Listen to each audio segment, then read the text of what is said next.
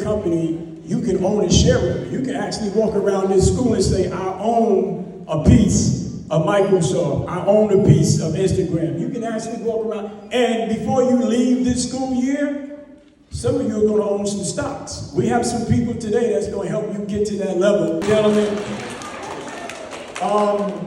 brief history, anyway, brief history, I've been running around with Kadeem since last year. And we hooked up, and he came out to one of the BMCC colleges, and I was doing a project with Daymond at. And we've been in touch ever since. He connected me to Mr. Darryl Gibbs, who grew up. I'm gonna let him tell you that story. I'm not gonna ruin the story. But this company is one of the largest financial advisory companies in the world. They got offices everywhere. I'll let you tell that, but you guys are getting a treat that no other school, out of the 1,800 schools in New York City, they pick your school to visit and to be a partner. All right? Remember that. Out of 1,800 schools, 1,800 schools.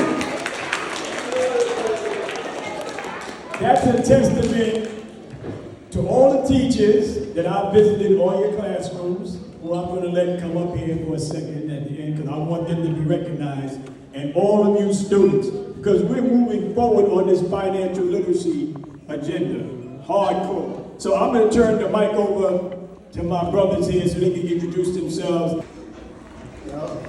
So basically what I do with my clients and the people that I work with is I help them grow their money and I help them protect their money. The teacher that just presented a while talked about the stock market and how we can make our money grow in the stock market. A lot of the times when you get older, you don't really have time to watch the stock market or see how to watch different companies. And what my clients do or other people, they come to me so I can do the hard lifting for them. But this is a great program that you guys are in. Definitely make sure you guys are paying attention, because a lot of the stuff, especially what you guys just learned a while ago, or a lot of the stuff that a lot of people my age don't know. So if you guys can continue growing this skill, you guys will be phenomenal when you guys get out of here, all right? Like, make money, make money. How loud could you all get? There are other classes here. You want to disturb the school? Can we get loud? No, come on now. I want you to get loud. Make money, make money. Sorry, teachers. I didn't know they were going to get that loud. I'm so sorry. My name is Daryl Gibbs. I am the Chief Diversity Officer. I'm a lawyer. Actually, with Equitable, the company Equitable. Teacher, I'm sorry I didn't catch your name, but I didn't see my company up on the screen there. You can buy my company with $36 a share. We are yeah, it was a mistake. We got to talk later. So we're $36 a share. We should have been up on that board.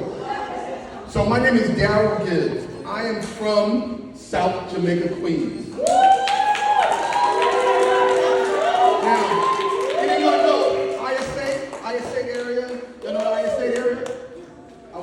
I grew up right across the street from ISA. I went to ISA.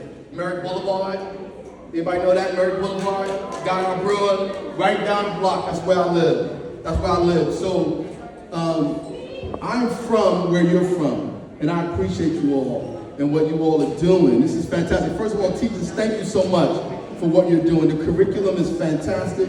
The enthusiasm is fantastic. I appreciate all of what you're doing. The presentations were incredible.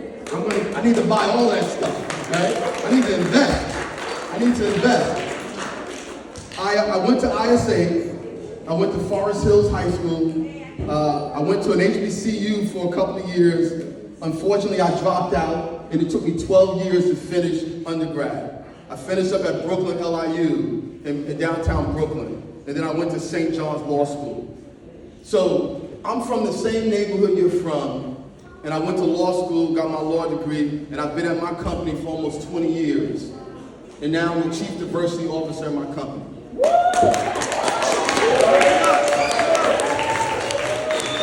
I heard about this program, I thought I wanted to come see it. So I was calling my man, I said, listen, I'm coming to New York. I now live in Charlotte, North Carolina. I moved there a couple of years ago.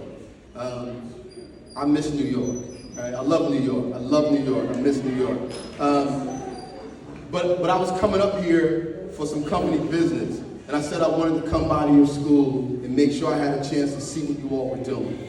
We really want to figure out how we can partner with you all and continue to push the agenda and push the curriculum and really work with this school and use you as an example of what's possible with respect to learning financial education, entrepreneurship, and making sure that you do what you want to do, how you want to do it when it comes to owning and running your own businesses. So I appreciate you all. Thank you, Ms. Richard. So we have a slideshow that, can we start it? How do we start it?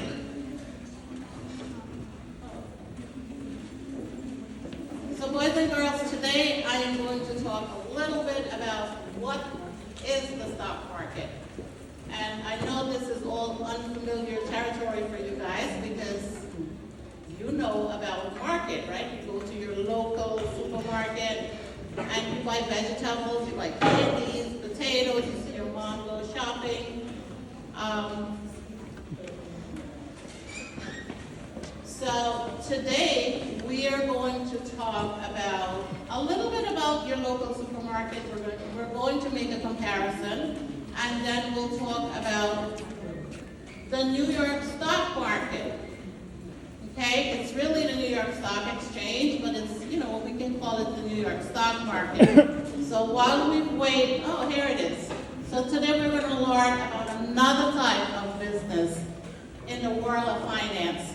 So far, you guys have all been coming up with your proposals. I've heard so many stories where you want to open up a clothing business, a sneaker business, lemonade shop, candy store, bake store, and you all have wonderful, wonderful ideas. And what I want to do today is introduce you to another type of business. It's a little bit more abstract, meaning it's not a physical store. Okay. It's a little bit different from the regular store. You go to your local supermarket and this is what you see, right? Yeah, she's right there. She needs to be right there. So you go to your local supermarket, this is what you see. You see stocks and stocks of vegetables, right? Tomatoes and cabbages, potato, whatever it is. And you're buying, or your parents are buying vegetables. Or sometimes they buy tomatoes, they buy apples, grapes, and all those different things, and they pay their price and they walk out. In this store, when you look at this picture, you're seeing stocks and stocks of different types of vegetables. What does the word stock mean when I say stocks and stocks of different vegetables? Anyone? Go ahead, Emily, speak loud.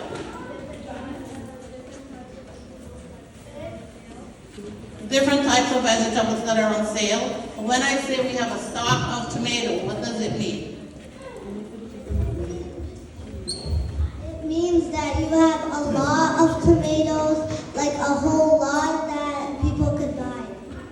Yeah, so we know stock as being a whole lot, like you have a stock room, some of you in your home, right? So we're going to move. In the vegetable market, what happens? Let's think money now. The person who owns the vegetable market buys tomato for 50 cents a pound. And then when you go into the store, they sell it to you for $1 a pound.